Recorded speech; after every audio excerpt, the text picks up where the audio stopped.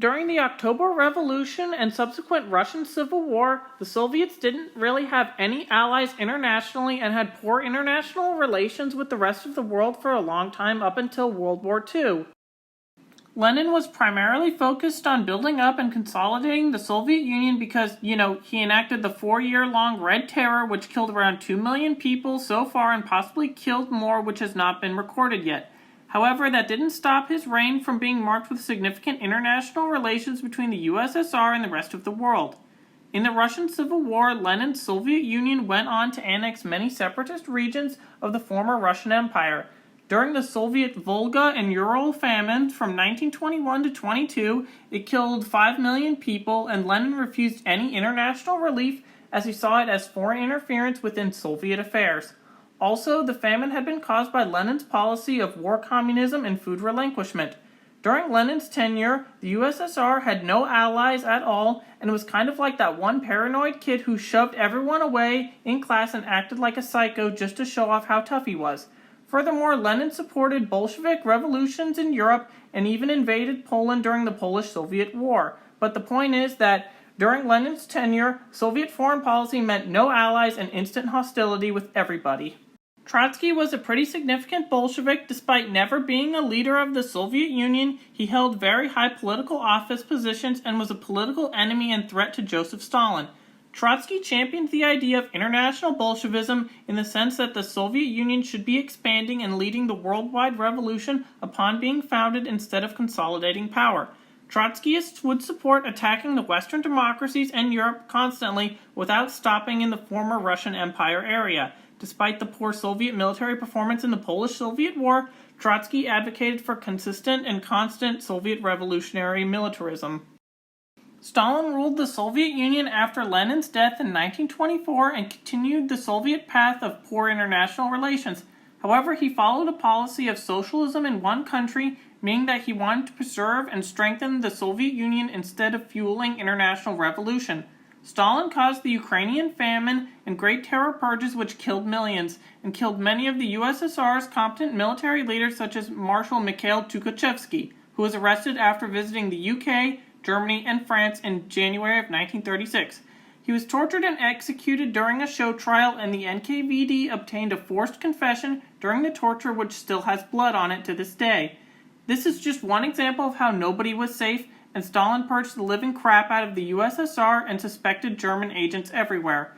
There were many other purges and brutally suppressed uprisings which Stalin also prioritized, as well as the Gulag system which imprisoned and killed many more. The USSR also deported many ethnic groups living on the borders to gulags such as the Finns, Germans, Koreans, and other groups because Stalin feared that those ethnic groups were suspected anti-Bolsheviks. During the Spanish Civil War, the Soviets sent aid to certain Republican factions that were Stalinist or communist to some extent, against the nationalists. The Soviets also sent the NKVD in to purge and advise the purging of other Republican factions in the Popular Front. The POUM was a notable Trotskyist faction that was purged by the Soviets and other different factions of the Republicans. The Soviets also supported the Spanish Red Terror during the duration of the war, which killed thousands of civilians. Another aspect to Soviet IA during Stalin's reign was the international communists coming to the Soviet Union to work in factories and were surprised by the horrible conditions of the USSR, as there was little to no information about what was truly going on in the Soviet Union to the outside world. Stalin agreed to the Molotov-Ribbentrop Pact in 1939, which split up parts of Eastern Europe between Nazi Germany and the USSR, and it was also a non-aggression pact between the two. The Soviets invaded Poland when the Germans did and annexed eastern Poland. The pact was meant to expire in 1949, but the Germans launched Operation Barbarossa and invaded the USSR in June of 1941. This shocked Stalin, and his defensive prioritization had been a disaster for the Soviet armies as they were encircled and surrendered. Additionally, most of Stalin's competent officers had been killed or were in the gulags. Before the start of World War II for the Soviet Union, the USSR invaded Finland in the Winter War and performed very poorly.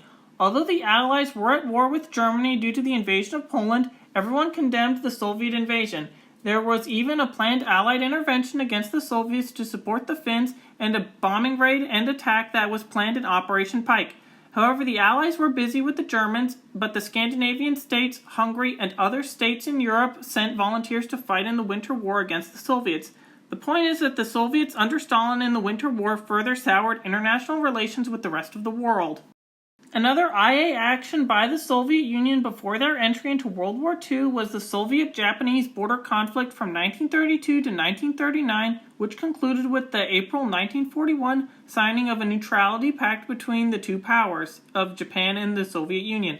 However, the Soviets would invade Manchuria in 1945 as per an agreement with the Allies, but back to the start of World War II and the USSR's international affairs during that war. During World War II, the Soviets were allied with the Western democracies against the Axis powers. The Lend-Lease Agreement heavily supported the USSR, and Stalin was one of the big three with Winston Churchill and FDR, and later President Harry Truman after FDR's passing. The Tehran Conference occurred from November 28th to December 1st, 1943, and the big three agreed to open a second front against Nazi Germany in June 1944. This meeting was followed by the Churchill-Stalin-Moscow Conference in 1944, where the two divided Southern Europe into percentages of influence between Britain and the USSR. The Yalta Conference occurred in February of 1945, and each of the three leaders had his own agenda for post-war Germany and liberated Europe. Roosevelt wanted Soviet support in the Pacific War against Japan, specifically for the planned invasion of Japan, as well as Soviet participation in the United Nations. During the Potsdam Conference from July 17th to August 2nd, 1945, the Big Three gathered to decide how to administer Germany, which had agreed to an unconditional surrender 9 weeks earlier. The goals of the conference also included the establishment of post-war order, solving issues on the peace treaty, and countering the effects of the war. During the conference, Truman was secretly informed that the Trinity test of the first atomic bomb on July 16th had been successful.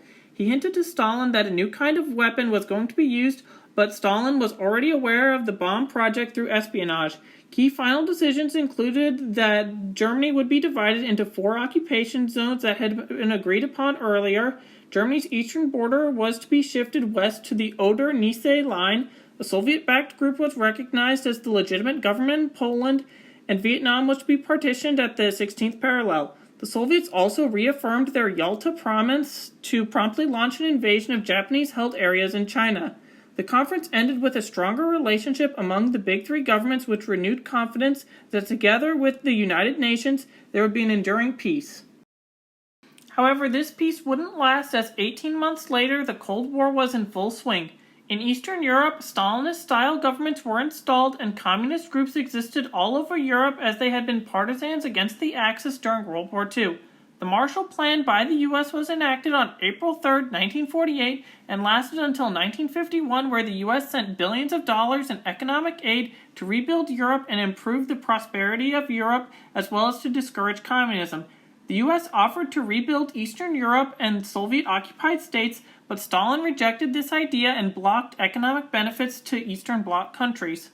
As the alliance between the Western Allies and Soviet Union ended and friendly relations turned hostile, the question on whether the Western occupation zones in Berlin would remain under Western Allied control or whether the city would be absorbed into Soviet control in Eastern Germany led to the first Berlin crisis of the Cold War. The crisis started on June 24, 1948, when the Soviet forces blockaded rail, road, and water access to Allied-controlled areas of Berlin. The U.S. and Britain responded by airlifting food and fuel to Berlin from Allied air bases in Western Germany. The crisis heightened tensions as there was American and Soviet tanks in a tense standoff. The crisis ended on May 12, 1949, when the Soviet forces lifted the blockade and land access to Western Berlin was granted. This stopped USSR aggression to take over all of Berlin. Shortly before the end of the blockade, the Western Allies created the North Atlantic Treaty Organization, or NATO, and 2 weeks after the end of the blockade, the state of West Germany was established and was soon followed by the creation of East Germany. 1948 also saw the Soviet coup of Czechoslovakia and the setting up of the Czechoslovak STB, which was the Czechoslovak Communist Intelligence Agency. And the KGB called the STB to basically do stuff that they didn't want to do, like funding terrorists and shipping arms illegally across the world. The Soviet Union would pretty much do the same in other Eastern Bloc countries of setting up intelligence agencies. Nikita Khrushchev became the General Secretary of the Soviet Union in 1953 after the death of Stalin. He started the de-Stalinization process known as the Thaw, and he made the secret speech on February 25, 1956, which was made by Khrushchev on the 20th Congress of the Communist Party and was sharply critical of the rule of Joseph Stalin, particularly with respect to the purges of the late 1930s.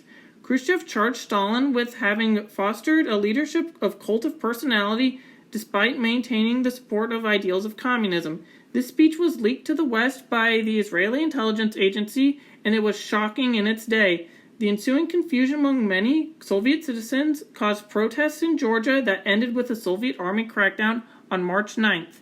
In the West, the speech politically devastated organized communist parties, and the Communist Party of the USA alone lost more than 30,000 members within weeks of its publication.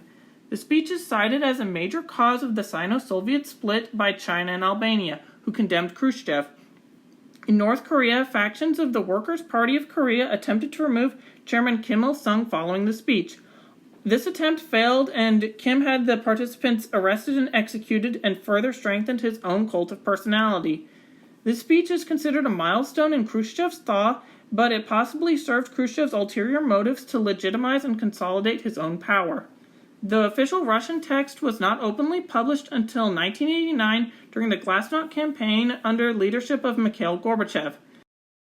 Khrushchev also supported the Soviet space program, as he was the leader when Yuri Gagarin flew into space and became the first man to leave the Earth in April of 1961, and 2 years later, in 1963, Valentina Tereshkova became the first woman in space.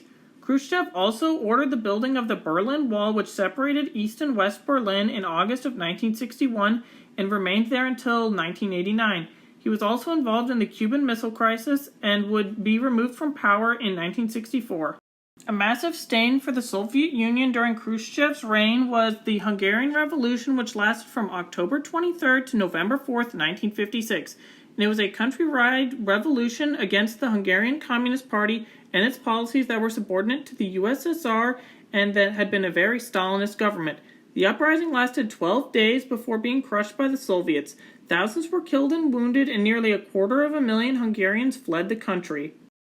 Internationally, many states saw the Soviet Union in its true colors as the uprising was suppressed, because previously many countries and people did not know what happened in the 1930s in the Soviet Union, despite the leaking of the secret speech in 1956. But the televised Hungarian Revolution changed a lot of people's minds on what the Soviet Union was. Khrushchev's internal liberalization policies were popular within the Soviet Union. However, internationally, he began to plummet in the early 1960s. In the U-2 incident, he made a fool of himself at the United Nations, and also with the Cuban Missile Crisis, the world came super close to nuking itself, and I don't think I need to go into the details of the crisis because, well, it's kind of basic, and, everyone almost nuked each other. But the point is that Khrushchev took a massive loser reign because he withdrew his missiles from Cuba, and the U.S. withdrew their missiles from Turkey. However, that agreement had to remain secret, and to the Soviet people, Khrushchev just seemed weak. In 1964, Leonid Brezhnev staged a bloodless coup against Khrushchev and became the next General Secretary of the Soviet Union. During Brezhnev's reign, it was marked by the January 5, 1968 Czechoslovak Prague Spring Uprising, which lasted until August 21st of 1968. And during it, there was a period of political liberalization and mass protests in Czechoslovakia, and Brezhnev responded with a Warsaw Pact invasion which killed many protesters and students. The Brezhnev Doctrine was announced in 1968, and it was to proclaim that any threat to socialist rule in any state of the Soviet bloc in Central and Eastern Europe was a threat to every single Warsaw Pact state, and then it justified an intervention to fellow socialist states. The doctrine was announced retroactively to justify the invasion of Czechoslovakia in August of 1968, along with earlier Soviet military interventions such as the invasion of Hungary in 1956 and other previous interventions into Poland. These interventions were meant to put an end to liberalization efforts and uprisings that had the potential to compromise Soviet hegemony inside the Soviet bloc.